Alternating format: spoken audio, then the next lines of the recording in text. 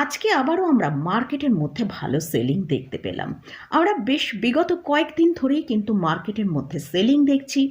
Nifty আজকে 137 point, bank Nifty 186 point এবং Sensex 548 point নেগেটিভে close দিয়েছে। এছাড়াও আমরা যদি মিড ক্যাপ এবং স্মল ক্যাপ ইন্ডেক্সের দিকে ফোকাস করি, সেখানেও কিন্তু একটা হিউজ সেলিং এসছে। আজকে মিড ক্যাপ এবং স্মল ক্যাপ ইন্ডেক্সে প্রায় 2%-এরও বেশি সেলিং আমরা দেখতে পেয়েছি। তাহলে আগামীকাল মার্কেটে নিফটি, ব্যাংক নিফটি কীরকম ট্রেড করবে সেটা নিয়ে আলোচনা করব। এর সাথে সাথে একটা সেফ ইনভেস্টমেন্ট নিয়ে ডিসকাস করব, যেখানে ইনভেস্ট করে আমরা কিন্তু একটা রিস্কটা কম থাকবে, আমাদের টেনশন কম থাকবে, সেরকম দুটো ইনভেস্টমেন্টের কথা আজকের ভিডিওয়ে আলোচনা করব। চলুন তাহলে ভিডিওটা শুরু করা যাক। ভিডিও শুরু করার আগে বলি, চ্যানেলে যদি ফার্স্ট টাইম ভিজিট করে থাকেন তাহলে অবশ্যই চ্যানেলটা সাবস্ক্রাইব করে নেবেন আর পাশে থাকা বেল আইকনটা প্রেস করে রাখবেন। আমি ভিডিও আপলোড করার সাথে সাথে আপনাদের কাছে ভিডিওটা পৌঁছে যাবে। আমরা বিগত প্রায় 4টে কনজিকিউটিভ সেশন ধরে দেখছি মার্কেটের মধ্যে একটা হিউজ সেলিং হচ্ছে। নিফটিকে আমরা দেখলাম 23,800 থেকে এখন নিফটি ট্রেড করছে 23,300 কাছাকাছি। তো সেখানে পর্যন্ত প্রায় 500 পয়েন্টের সেলিং আমরা এই 4টে দিনের ভেতরে নিফটির মধ্যে দেখতে পেয়েছি। তো এই এতটা সেলিং কেন হচ্ছে? গতকালের ভিডিওতেই আমি আপনাদের সাথে শেয়ার করেছিলাম যে গ্লোবাল কিউজের জন্যই কিন্তু আমাদের মার্কেটের মধ্যে এতটা সেলিং আমরা কন্টিনিউ দেখতে পাচ্ছি। কারণ ডলার ইন্ডেক্সের দাম এখন সর্বোচ্চ ট্রেড করছে এবং সেখানে আমাদের ইন্ডিয়ান রুপিজের দাম কিন্তু একদম লোয়ার লেভেলের কাছে ট্রেড করছে। এর ফলে কি হচ্ছে, এফআইসরা মার্কেটের মধ্যে আমরা যে কন্টিনিউ সেলিংটা দেখছি, তারা কিন্তু কন্টিনিউ সেলিং করে যাচ্ছে। তো যতক্ষণ না এই এফআইসদের সেলিং মার্কেটে বন্ধ হবে, ততক্ষণ কিন্তু মার্কেটে এরকম একটা সিচুয়েশনের মধ্যে আমরা দেখতে পাবো। আর এই এফআইসদের সেলিং বন্ধ করার জন্য অবশ্যই ডলার ইন্ডেক্সের দাম এখান থেকে পড়তে হবে এবং রুপিসের দাম যে একদম লোয়ার লেভেলের কাছে ট্রেড করছে সেখান থেকে একটু ওপরের দিকে মুভ করতে হবে। অর্থাৎ কারেন্সি মার্কেটের মধ্যে যতক্ষণ না স্ট্যাবিলিটি আসছে, ততক্ষণ কিন্তু আমরা এফআইসদের যে সেলিংটা চলছে সেটা বন্ধ হবে না। কারেন্সি মার্কেটে যখনই দেখব আমরা স্ট্যাবিলিটি এসছে, তখন কিন্তু আস্তে আস্তে এফআইসদের যে সেলিং মোডে তারা ছিল, সেখান থেকে তারা কিন্তু বাই মোডে চলে আসবে। দেখুন, টার্ম ট্যারিফ এটা থাকবেই, এটার জন্য মার্কেটে হয়তো কিছুটা সেলিং আমরা দেখতে পাচ্ছি, কিন্তু তার থেকেও মেন হচ্ছে কারেন্সি যতক্ষণ না স্টেবল হচ্ছে, ততক্ষণ কিন্তু এই আমরা সেলিংটা কন্টিনিউ মার্কেটের মধ্যে দেখতে পাবো। এছাড়াও আমরা যদি মিড ক্যাপ এবং স্মল ক্যাপ ইন্ডেক্সের দিকে ফোকাস করি, সেখানে আমরা দেখতে পাচ্ছি একটা কন্টিনিউ সেলিং হচ্ছে। কিন্তু এই যে মিড ক্যাপ এবং স্মল ক্যাপ ইন্ডেক্সের সেলিংটা কিন্তু লার্জ ক্যাপের অনেকটা পরে শুরু হয়েছিল। তাই যখনই আমরা দেখব যে মার্কেট একটু স্টেবল হচ্ছে, তখন কিন্তু অটোমেটিক মিড ক্যাপ এবং স্মল ক্যাপ ইন্ডেক্সের সেলিং আস্তে আস্তে বন্ধ হয়ে যাবে, সেখানেও বাইং আসতে শুরু হবে। তো এবার আমরা আগামীকাল নিফটি কীরকম ট্রেড করবে তার জন্য নিফটির লেভেলগুলোর দিকে আমরা ফোকাস করব। গতকালের ভিডিওতে আমি আপনাদের সাথে শেয়ার করেছিলাম যে নিফটির যেটা এখন স্ট্রং সাপোর্ট রয়েছে সেটা হচ্ছে 23,300 থেকে 23,400। আজকে আমরা দেখলাম নিফটি কিন্তু 23,400কে ব্রেক করে নিচের দিকে এসে লো যেটা তৈরি করলো সেটা 23,316 পর্যন্ত লো করেছিল। 23,300টা হোল্ড করেছে। তো নিফটির জন্য এখন যেটা স্ট্রং সাপোর্ট সেটা হচ্ছে 23,200, আর যেটা ইম্পর্ট্যান্ট লেভেল সেটা হচ্ছে 23,300 থেকে 23,350। আজকে আমরা মার্কেটে ক্লোজিং পেয়েছি 23,377-এ। অর্থাৎ নিফটি যদি আগামীকাল 23,300 নিচে ট্রেড করতে থাকে, তাহলে নিচের দিকে আমরা নিফটি 23,275 থেকে 23,250 এই জায়গায় পর্যন্ত আসতে দেখতে পারি। আর যদি নিফটি আগামীকাল 23,400-র ওপর ট্রেড করতে থাকে, তাহলে ওপরের দিকে আমরা 23,450 থেকে 23,500 পর্যন্ত ওপরের দিকে মুভ করতে দেখতে পারি। তো এটা গেল নিফটি নিয়ে আলোচনা করলাম। এবারে আসছি ব্যাংক নিফটি। ব্যাংক নিফটি কিন্তু নিফটির থেকে ভালো ট্রেড করেছে।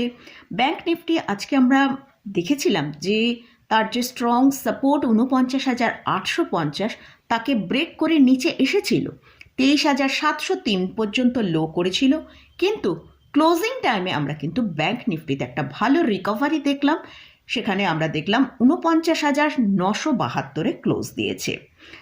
তো ব্যাংক নিফটি যদি আগামীকাল ৫০,০০০-এর ওপর ট্রেড করতে থাকে তাহলে ব্যাংক নিফটির মধ্যে যেটা আপসাইড দেখতে পাবো সেটা হচ্ছে ৫০,৪০০ থেকে ৫০,৪৫০।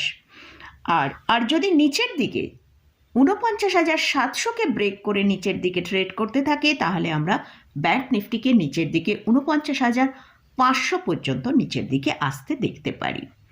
তো এটা গেল নিফটি এবং ব্যাংক নিফটি নিয়ে আলোচনা করলাম। লং টার্ম পোর্টফোলিওর জন্য দুটো ইনভেস্টমেন্টের কথা বলবো, যেখানে ইনভেস্ট করে আপনি কিন্তু অনেকটা রিস্ক ফ্রিভাবে থাকতে পারবেন। কারণ আমরা এখন মার্কেটের মধ্যে লার্জ ক্যাপ স্টক যদি ফোকাস করি সেখানে দেখছি আমরা প্রায় ম্যাক্সিমাম স্টক 20 থেকে 35% নিচে ট্রেড করছে। এরপর যদি মার্কেটে আরও কারেকশন আসে সেখানে হয়তো আমরা আরও 5 থেকে 7% কি আরও বেশি কারেকশন দেখতে পারি। তাই আমার মনে হয় এখন স্টকের থেকে বোধহয় নিফটি বিস, পিএসইউ, ব্যাংক বিস এইসব জায়গায় বোধহয় ইনভেস্ট করলে অনেকটা সেফ ইনভেস্টমেন্ট হবে। তাই আজকের ভিডিওয়ে আমি এই নিফটি ইটিএফ বা নিফটি বিস আর পিএসইউ ব্যাংক বিস নিয়ে আলোচনা করছি। তো আমরা সবসময় চাই যে আমাদের পোর্টফোলিও যেন প্রফিটে থাকে, কিন্তু আমরা যদি এখন দেখি আমাদের ম্যাক্সিমাম মানুষেরই পোর্টফোলিও কিন্তু একটা হিউজ লসে ট্রেড করছে। তো সেই জন্যই আমার মনে হয় আমাদের এখন আমরা অনবরত হয়তো স্টকে এসআইপি করছি, ঠিক আছে, সেটা আস্তে আস্তে ধীরে ধীরে এসআইপিটা ঠিক আছে করা যেতে পারে, কিন্তু লামসাম ইনভেস্টমেন্ট এখন স্টকের ক্ষেত্রে একটু সাইড হয়ে আমরা বরং ইটিএফের দিকে ফোকাস দিতে পারি। তাই ফার্স্ট যে ইনভেস্টমেন্টের কথা বলবো সেটা হচ্ছে নিফটি বিজ বা নিফটি ইটিএফ। তো নিফটি বিজ এখন কারেন্ট প্রাইস চলছে 262 টাকা 10 পয়সা। তো আমরা এই নিফটি বিজের জন্য আমরা নিফটিকেই ফলো করব। নিফটিকে আমরা যদি দেখি, নিফটি তার হায়ার লেভেল থেকে প্রায় 12%-এর মতন কারেকশান দেখিয়েছে। তো সেক্ষেত্রে আমরা কিন্তু নিফটি ইটিএফেও দেখতে পাচ্ছি সেরকম 12%-এর মতন কারেকশান এসেছিল, সেখান থেকে একটু রিকভার হয়ে এখন 262 টাকায় ট্রেড করছে। তো লং টার্মে পোর্টফোলিওয় কিন্তু আমরা অবশ্যই নিফটি ইটিএফের উপর কিন্তু ছোট ছোট করে এসআইপি শুরু করতে পারি, বা আমরা কিন্তু নিফটি ইটিএফে বা নিফটি বিজে আমরা লং টার্মের জন্য লামসাম ইনভেস্টমেন্টও করতে পারি।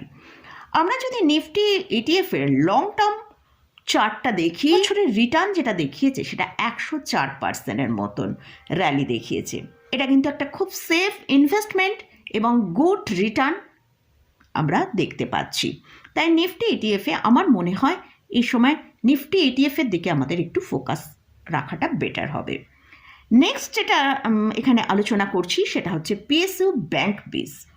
পিএসইউ ব্যাংক বিসের এখন কারেন্ট প্রাইস চলছে 68 টাকার মতন।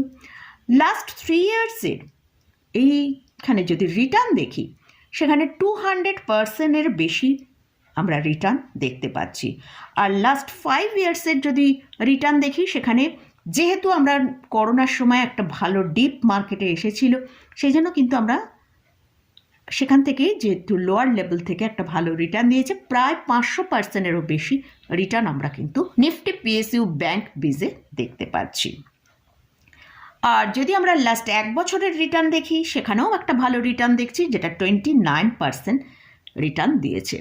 তো এই দুটো ইনভেস্টমেন্ট জাস্ট মানে এই কারণেই বললাম যে স্টকের মতন হয়তো আমরা 100%, 200% 1 ইয়ারে আমরা অনেক মিড ক্যাপ স্মল ক্যাপ স্টকে দেখেছি 100%, 200% রিটার্ন দিয়েছে, কিন্তু সেখান থেকে অনেক হিউজ কারেকশানও আমরা দেখতে পেয়েছি। সেখানে প্রায় 70%, 80% কারেকশানও দেখিয়েছে। তার ফলে যাদের পোর্টফোলিও মানে এসব মিড ক্যাপ স্মল ক্যাপ বেশি হোল্ডিং করা আছে তারা একটা বড় লসের মধ্যে কিন্তু তাদের পোর্টফোলিওকে দেখতে পাচ্ছেন। তাই আমার মনে হয় আমরা আগে মানে লাস্ট 1 বছর ধরে 1.5 বছর ধরে মার্কেটের মধ্যে যে ধরনের একটা হিউজ রিটার্ন পেয়েছি, সেটা হয়তো আগামী আরও 2-3 বছর সেই রকম রিটার্ন আমরা পাবো না। তাই আমার মনে হয় এখন আমাদের ইনভেস্টমেন্টটা একটা সেফ জায়গাতে করা সবচেয়ে বেটার। তাই আজকের ভিডিওয়ে এই দুটো ইনভেস্টমেন্ট নিয়ে আলোচনা করলাম। জাস্ট এডুকেশনাল পারপাসে কিন্তু আপনাদের সাথে এই ইনভেস্টমেন্ট নিয়ে আলোচনা করলাম। তো আমি এই যে ইনভেস্টমেন্টের কথা আপনাদের সাথে শেয়ার করলাম, এখানে কিন্তু কোনো রকম মানে রেকমেন্ডেশন নেই, জাস্ট এডুকেশনাল পারপাসেই আপনাদের সাথে এই ইনভেস্টমেন্ট নিয়ে শেয়ার করলাম। আপনারা যদি এই ইনভেস্টমেন্টের কোথাও ইনভেস্টমেন্ট করতে ইন্টারেস্টেড হন, অবশ্যই আপনাদের যিনি ফাইন্যান্সিয়াল অ্যাডভাইজার আছে তার সাথে একবার পরামর্শ করে নিই, তারপরই ইনভেস্টমেন্ট শুরু করবেন। আপনারা যদি ইন্ডেক্সে বা এই নিফটি ETF বা PSU ব্যাংক বেসে ইনভেস্ট করতে চান, তার আগে ভালো করে চার্ট অ্যানালিসিস করে নিয়ে তারপরই ইনভেস্টমেন্ট করবেন। তো মোটামুটি আজকের মতন ভিডিওটা এখানেই শেষ করছি। ভিডিওটা যদি ভালো লাগে অবশ্যই লাইক করবেন, শেয়ার করবেন, সাবস্ক্রাইব করবেন। ধন্যবাদ।